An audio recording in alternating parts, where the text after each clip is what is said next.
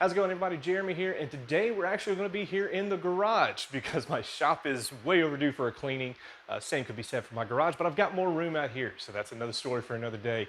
Today what we're going to be doing is putting rear factory AC in a 2012 to 2014 7th Gen Camry. Now, this is my daily driver. It used to be my wife's car. We've owned this car for 10 years. So one of the things is, we traded in the truck, we got my wife a newer car, so this became my daily, plus it's better on gas. And I had been used to having a backup camera. I've been used to using Android Auto and all these things. And now the kids ride with me, so it's easier to have rear AC. Well, when you search, it was not an option for the 2013 SE Camry. However, it actually was an option whenever you started looking at the 2014 XLE. So the way to do this swap, I'm going to walk you right through all the parts, show you what we've got, how to do it, and take you step by step. I saw some debate in some of the Camry forums that I'm in they're going through wanting to know how to do this, of do I need to get the whole console? Do I need this? Do I need that?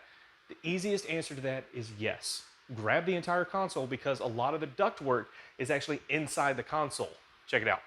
So here we have the 2014 XLE Camry console. Now on the back side, this is the whole reason that we're getting it right here, so that we have the air vents and it could be able to pop that part out and put it in the new one. So this ducting right here actually goes up underneath the shifter. Shifter plate is right here, and it goes and ties into the dash. Now the rest of it, the ducting comes in and it splits into two, and it hugs the outer edge of the storage area and then kicks back in and goes up to the vents right here on the back side. So this is why you need to get the entire console. Now the cool part about this is everything looks to be push clip together, snap clips, and you can take it right apart. So a clip tool and just some little pick tools and whatnot, basic tools that you have, and you can do this. So no more talking, let's show you how to take the console apart. Let's dive into it. Now what I recommend is, if you don't have your key nearby, you can pop out the little silver square, press down on that tab, and it'll release the shifter, or just put it all the way down and you're good to go, and then turn your car off. Now for purposes of this video, I'm actually going to release it just by using the tab up here instead of using the key, so that I don't have to deal with all the annoying beeping. You take a little flathead screwdriver, I use a little pocket knife, it comes right out.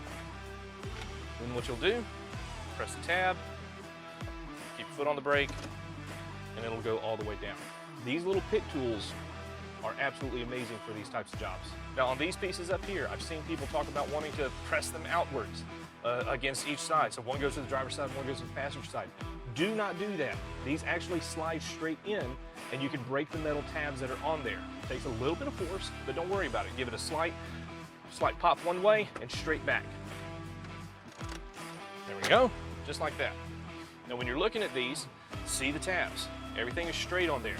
There's no reason to take it on either side. They pop right out. For the actual console top, the shifter plate, literally grab it and just give it a pop. It'll come right up. There's little clips all the way around. If it's not wanting to come, find out where it's tight, work it back up. At this point, go ahead and unscrew. Probably can do this in the first part. Not gonna lie, I forgot. Now take this, come up with it. Now pay attention, because you have one connector on the bottom here. And you do not want to mess that up. This is where these little pick tools come in great. Press it in with a little tab, pop it right out.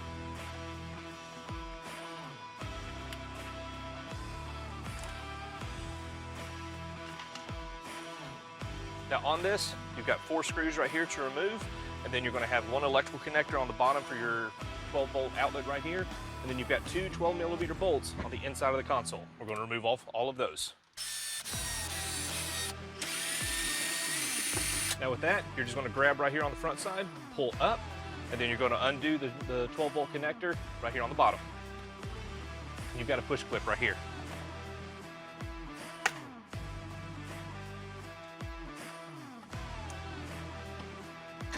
And then console comes straight out. Now for the last section here, you need to remove the 2 bolts here on either side of the storage container. You can see the flip lid right there. If you've got a 7th Gen Camry, you know exactly what I'm talking about. And then also, there's 2 screws here on the metal bracket on the front side of the gear shift. You're not going to be able to get the lower ducting to connect into the AC box on the below unless you remove this bracket whenever you pull the console. Last step is to remove the actual storage container itself just by using a clip tool or a small flathead screwdriver to pop it free. It comes loose very easily. Now be sure not to damage any of the wires and simply just pull it to the side. So we laid the factory console up here from my car and then took it, set it right beside the one from the 14 XLE. Now the reason we're doing this is to see if there's any differences between the 2 consoles. The thing here is that I didn't know if there was going to be a difference. They should be the same console in theory, but you always know what happens when you assume. I deal with it a lot. So what we're going through and just checking all of that, we're going to go ahead and start removing the ducting, see how much we can just directly swap over. Check it out. So to remove this backing plate right here where your vents are, is actually quite simple. Now they are in here tight, but you'll see these little push clips right here. A simple pair of needle nose grabbing on the end and pushing them through the slot, compressing them down and pushing them through the slot, working it all the way around, and this back piece comes right off. And now you have access to the ductwork right there. Then here's the backing for the vents themselves. Now this has more of the push clips, and we're going to have to release this. So the game plan right now is to release those and then be able to take it off of that console and just use the vents themselves and then the ducting. Now comes the fun part of actually taking apart and getting all the vents and all the parts off that we need to donate into our Camry. So on this is the little storage container where the 12-volt power outlet is. There's 4 screws in each corner that need to be removed in order to slide this out. Now it's important, be sure not to damage any of this, because if you damage your own parts, it's going to be easier to actually have an OE part right here that's just within arm's reach. Now the sides of the console itself are actually bonded to the console box itself, so you need to be very careful whenever you're actually removing these and prying them off, because you do not want to snap anything, especially on your console that you have that's coming out of your car. Once it comes off, you now have access to where your AC ducting is going to be, and is held in by these 3 little Phillips head screws, and all it is just pop right out. Now of course it goes without saying, it's exactly the same on the opposite side, so what you do on this side, simply flip the console over, start it over again.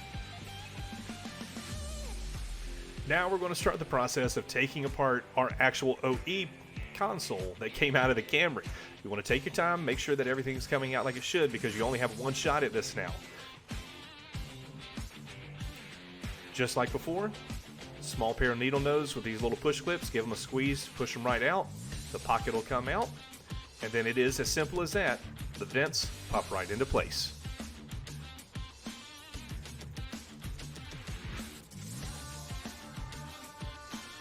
Now for the sides here, gentle persuasion is the key, especially if you're going to go through and actually be reusing this console. You want to be able to remove them, get everything in one piece, so that when you put it back together, you're home free.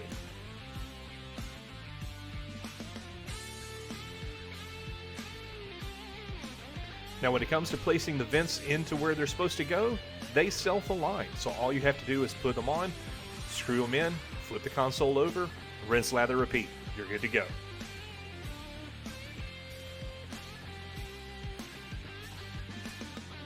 Now right here, this is where the vents are actually going to come together. This is what's going to make that T, that's going to bring it into one part, that's going to go into that lower vent tube that we were talking about going into the air box. Simply line them up and put them in. Now right here, I'm showing you right where the actual lower vent tube is going to go, and that's the hole that we have to cut out. That's the factory location. A little Dremel works amazing for this. Again, showing you what it looks like with a hole cut out. And then of course, make sure to put some sort of an insulation right around that hole so that you get a nice tight seal. To reinstall the console, you're basically just reversing everything that you've already done. So make sure that you hook up the electrical, put the push clips back into place. Take your time here and make sure you have everything aligned. Don't get in a hurry, because this is the home stretch. You can really screw something up by not paying attention here. Here we're reinstalling the screws that hold the top of the console down along with the 12mm bolts. Now in the lower right here, you can see that lower vent tube actually connecting up into that air box. That's where it goes. You can see right there. Now, of course, we got to put the bracket back in, finish connecting all the electrical, finish putting all the bracketry back together, popping everything in. Take your time. Again, these are all push fittings, so you can screw them up if you get into a hurry. Now, literally all you have to do, pop it all in, fire up your AC, and let the kids enjoy.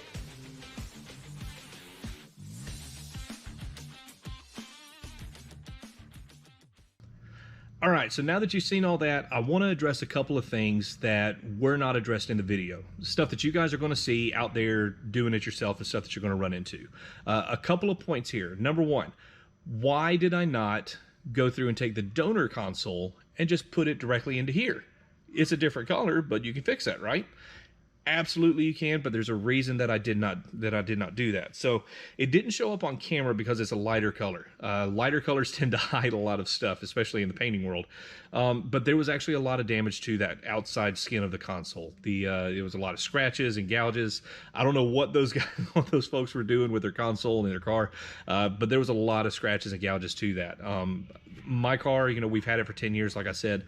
Mine was in much better shape, so that's why I just decided to take those guts out of that one and put it into here. Now, that's not saying, this brings me up to point number two, that's not saying that you can't take that console and put it right into here. I mean, you're still going to have to cut the hole, you're still going to have to do the basics of it, but yes, you can drop the entire thing right in and you don't have to worry about a thing. Now, it comes into the color now. Yes, you can dye the interior colors. So if you get different parts, different door panels, consoles, whatever, you can dye them to match what you already have. Personally, I like to use Sim Products. They've been around doing interior colors for a number of years. Follow their process, follow their TDS. Follow it as it should be, and you're not going to have a problem. The guys that typically have an issue are the guys that's like, oh, I know what I'm doing, and then it causes a problem.